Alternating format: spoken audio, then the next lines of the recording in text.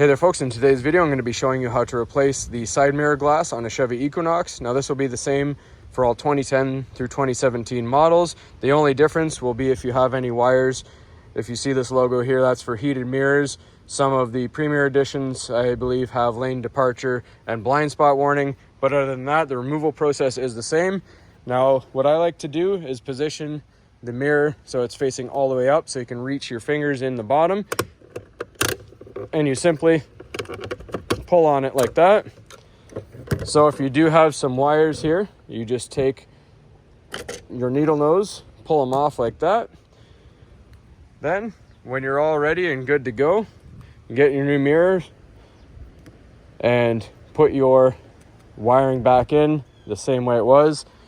Now if they are loose, you can give them a little pinch just to make sure they don't come off during driving vibrations and all that.